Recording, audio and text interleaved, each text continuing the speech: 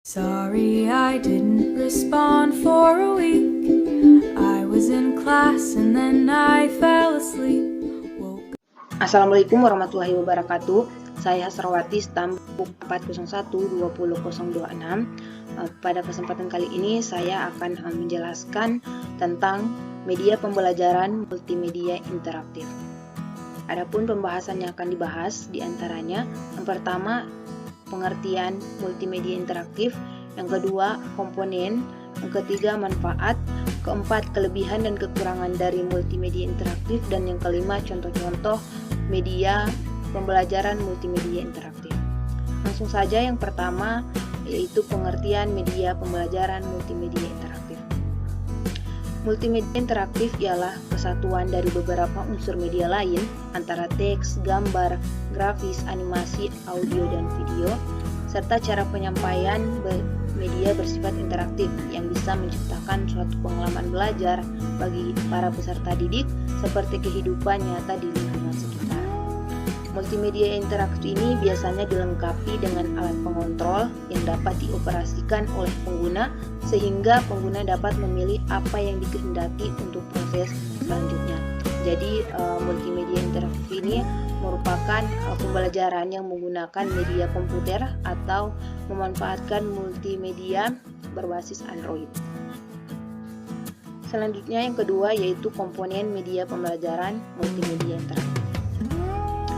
Komponen multimedia interaktif ini terbagi menjadi 5 diantaranya yaitu yang pertama teks. Teks ini merupakan suatu kombinasi huruf yang membentuk satu kata atau kalimat untuk menjelaskan suatu maksud atau materi pembelajaran sehingga dapat dipahami atau dimengerti oleh orang yang membacanya. Jadi teks ini berfungsi untuk menjelaskan suatu materi pembelajaran.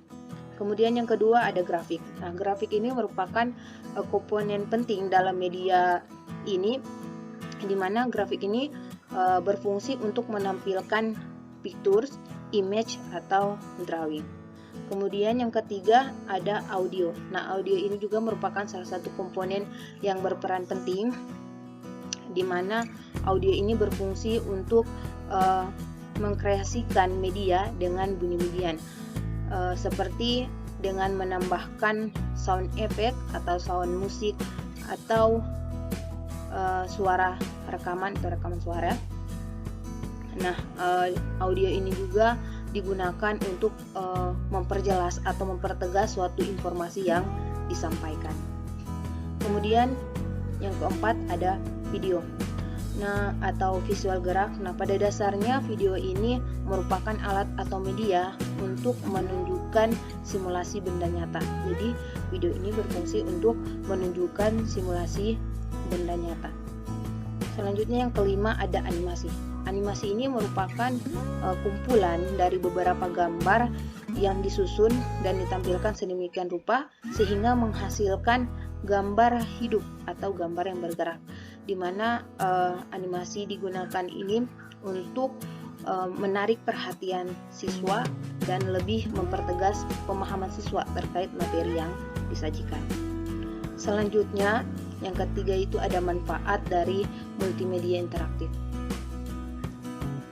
Manfaat multimedia interaktif dalam pembelajaran diantaranya yaitu yang pertama proses pembelajaran lebih menarik, kemudian lebih interaktif karena fitur yang ada pada media ini dapat membuat siswa itu bisa secara langsung aktif dan dengan berinteraksi dengan program, karena program ini memberikan kesempatan kepada siswa untuk memberikan respon dan melakukan berbagai aktivitas sehingga pada akhirnya juga akan direspon balik oleh program dengan suatu balikan atau feedback. Kemudian yang ketiga jumlah waktu mengajar dapat dikurangi, keempat kualitas belajar dapat ditingkatkan dan proses belajar mengajar dapat dilakukan di mana dan kapan saja.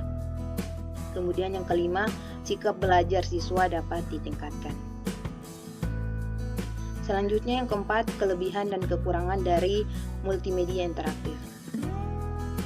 Adapun kelebihan dari multimedia interaktif ini diantaranya itu sistem pembelajaran lebih interaktif dan komunikatif.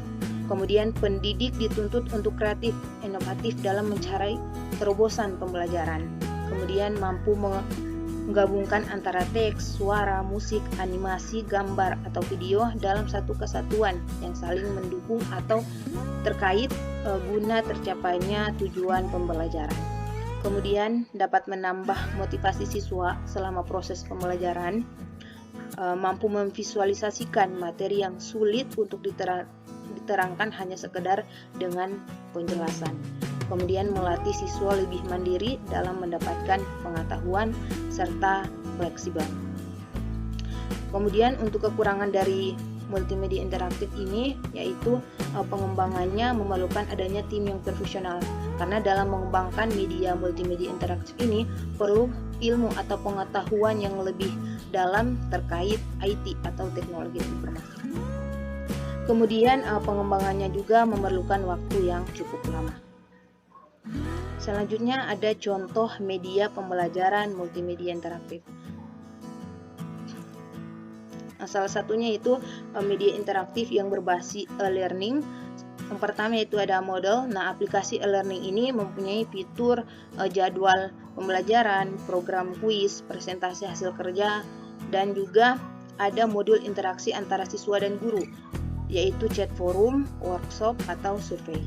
Kemudian ada Vedena Learn. Nah, aplikasi e-learning ini juga dilengkapi fitur untuk kegiatan pembelajaran sampai manajemen pendidikan di sekolah. Selanjutnya ada Pesona Edu. Nah, e-learning ini khusus untuk mata pelajaran matematika dan IPA. Selanjutnya ada media interaksi yang berbasis web atau situs online. Pertama ada Zenius Education, di mana situs web ini menyajikan berbagai macam materi pembelajaran dari tingkat SD sampai dengan SMA. Kemudian ada web kelas kita. Nah, website ini menyediakan berbagai macam kursus bagi pengunjung, di mana beragam materi pembelajaran sampai materi pengetahuan umum ada di situs ini. Kemudian ada Bing Translator, di mana situs ini merupakan situs yang dapat diandalkan dalam menerjemahkan berbagai bahasa. Kemudian selanjutnya ada Musikteo. Nah, Musikteo ini situs yang menyediakan materi terkait tentang musik, di mana mulai dari pengenalan musik dasar, ritmis, chord, nada, dan lain sebagainya. Kemudian ada Google Search atau dan Bing. Nah, Google dan Bing ini merupakan salah satu situs untuk melakukan pencarian, di mana terkait situs ini sudah sangat familiar untuk kita semua. Lanjut, ada media interaktif yang berbasis software.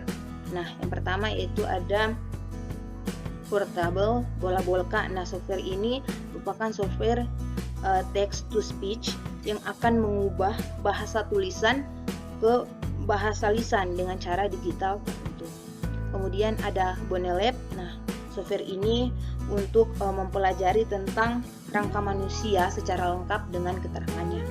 Kemudian ada Kalestia Portable, di mana software ini untuk mempelajari mengenai tata surya secara detail dengan fitur audio visual. Dan ada Animals for Kids. Nah, software ini juga software yang berbasis pendidikan, yang berbasis flashcard mengenai ensiklopedia hewan secara lengkap. Kemudian ada media interaktif juga yang berbasis aplikasi Android. Yang pertama ada Ruang Guru. Nah, aplikasi ini memungkinkan kita untuk konsultasi mengenai materi pembelajaran lewat chat maupun video call. Jadi, sehingga aplikasi ini dapat dijadikan sebagai narasumber dalam pembelajaran. Selanjutnya ada Kuiper. Nah, aplikasi berbayar ini menyediakan kumpulan soal-soal secara lengkap, sehingga bisa dijadikan alternatif media pembelajaran interaktif, latihan soal untuk siswa. Kemudian yang selanjutnya ada Star Chart. Nah, aplikasi Android ini menyediakan materi tentang astronomi dan tata surya. Itulah beberapa contoh media pembelajaran multimedia interaktif, di mana masih banyak lagi web, situs, kemudian software atau aplikasi di Android yang dapat digunakan sebagai media pembelajaran interaktif. Selain itu juga ada beberapa aplikasi game yang dibuat yang dapat dijadikan sebagai media pembelajaran interaktif. Kemudian selanjutnya ada daftar bacaan atau rujukan yang menjadi sumber saya dalam menjelaskan materi tadi. Itulah beberapa penjelasan terkait media pembelajaran multimedia interaktif. Saya mohon maaf apabila ada kekeliruan dalam penjelasan saya tadi. Terima kasih telah menonton video ini. Saya akhiri. Wassalamualaikum warahmatullahi wabarakatuh.